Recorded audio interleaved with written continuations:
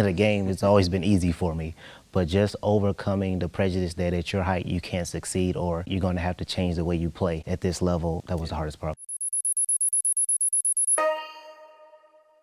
Earl Anton Boykins, born June 2nd, 1976.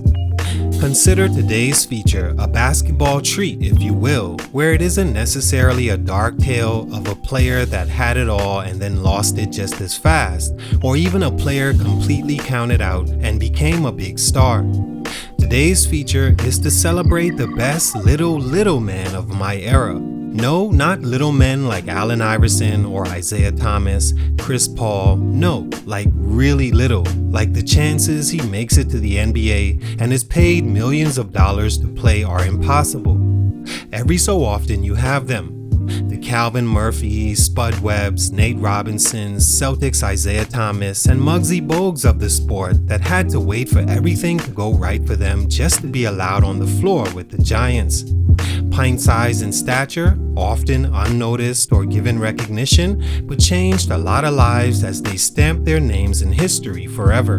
In all uppercase letters, of course. The Earl Boykins story is shockingly one I can't find anywhere in full, and the one place about to finally make it lost all funding in 2015, and the story died along with them. One that by the trailers had the makings of a flat-out classic. One I would have paid for, sat, watched, downloaded, and watched a million times more, seeing or hearing something new about Earl's game every time. As an amateur, Earl Boykins was amazing. It started with his father sneaking him into gyms at 3 years old in the cold winter, wrapped snug in his gym bag with towels to keep him warm as Dad took the court in small, over 35 local night leagues. Since then, Earl learned that he and the sound of basketball would become more inseparable than the relationship with his father. By the time Boykins got to high school, he was set in his 5'5" height and cross-country fit body, while the other kids grew like weeds around him. But that didn't stop a young Earl from being the best player on the floor and dominating his competition. Later, the Ohio Plain dealer would call Boykins the best Cleveland high school player of the 1990s. It doesn't stop there. He went on to college and continued to dominate, once defeating the Duke Blue Devils in the first round of the 1996 NCAA Tournament as a sophomore, after the game quoted saying, "No guard in the country could guard me." Well, more or less. His junior and senior seasons, he got even better, and by his final year, he was second in the nation in scoring at over 25 points a game and shooting 40% from three. After all that, no team selected Boykins in the NBA draft as reality of the business of basketball hit and gave Earl Boykins the uphill battle of his life. Pint Size, the short story of Earl Boykins. Let's talk about it. It's your boy JC Stunted Growth. Let's get it. Y'all ready to keep this thing moving? Earl Boykins, when interviewed by a sports reporter in college, was asked about his listed height of 5'8" in the media guide. He was asked to stand up as the reporter was also 5'8", so wanted to make a comparison. It's when Earl said, "Alright, you got me. I'm actually 5'5". The reporter made an insensitive funny saying, "Wow, you're shorter than the cheerleaders and journalists that write about you." Earl laughed it off and kept it moving. He was used to height jokes of the best kind since a child, with not much of a chance reaching the 6-foot mark, seeing as his mom was 5'3" and his dad just 5'8". Earl had no choice but to not let that stop him. One, because he was naturally competitive, and two, his father would not have let him give in to size criticisms. Knowing what it would take to have an NBA playing son, Big Earl took his son everywhere with him and trained him since 5 years old in things like cross country and countless hours in the gym, pushing his boy to get better. So much so that it strained the father-son relationship but prepared young Earl in ways he was thankful for when he got to college and saw he was levels more ahead of other players.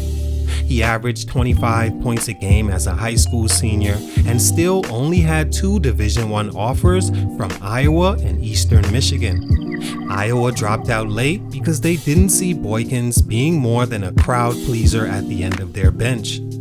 Growth spurt number 1, game. As we all know, Earl Boykins at some point did make the NBA. One of the main reasons he did was because no matter what height you want to put him at, Boykins simply had game. It's my favorite thing about him. Although 5'5", he plays as if he was 6'6", mixed with 6'3", mixed with the below average height he was. He had it all.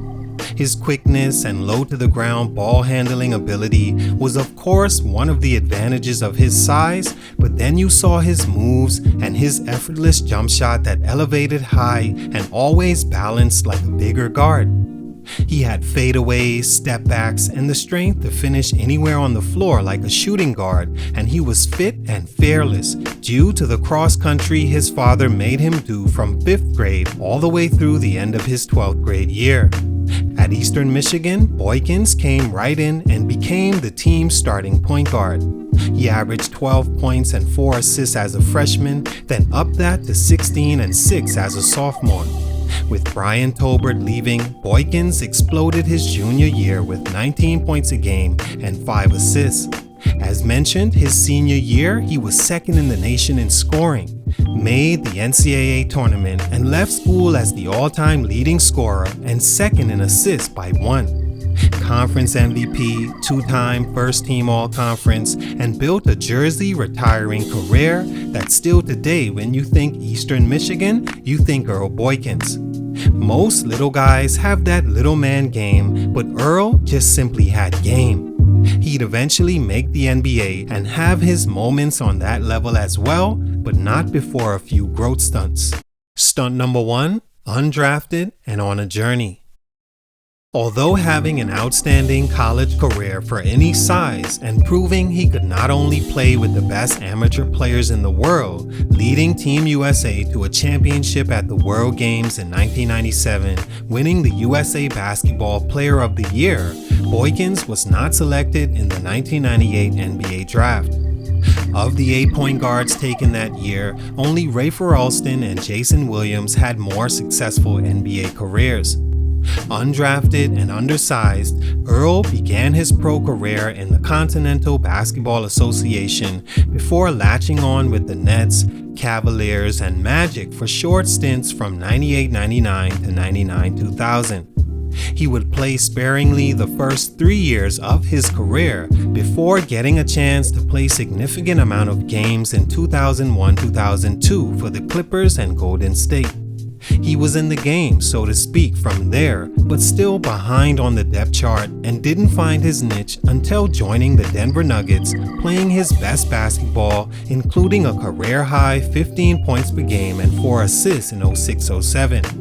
It took the first 5 years of his career to finally prove he could help an NBA team, but when he did with the Nuggets, it was a welcoming sight for all fans. Stunt/spurt number 2, square one, but thankful.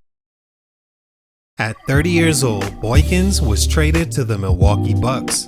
From there, it's like his career went back to square one, where he had to fight being a journeyman across the league, this time even overseas, looking for a spot to continue playing. Unfortunately, this time there wouldn't be a future of career years and stunning plays that wowed NBA fans, leading to million-dollar contracts.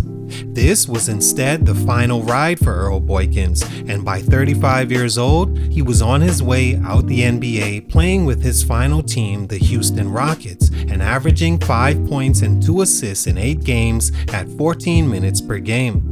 At the end of his career, he could be thankful that he was not only able to make the NBA, but play for 13 years at that level, seeing as guys his size rarely played that long, even exceeding the average NBA career length of 4.5 years, almost tripling that time. All in all, Earl Boykins was my favorite little man of all time. His game was just beautiful in its prime, and his confidence and humility was at a level you just don't usually see. He didn't quite dominate the game of giants, but I'm sure if you asked any of those that watched or faced this little giant, there's nothing but respect and adoration for what he was able to do on the floor. Salute, much respect. It's your boy JC Stunted Growth, and I'm out.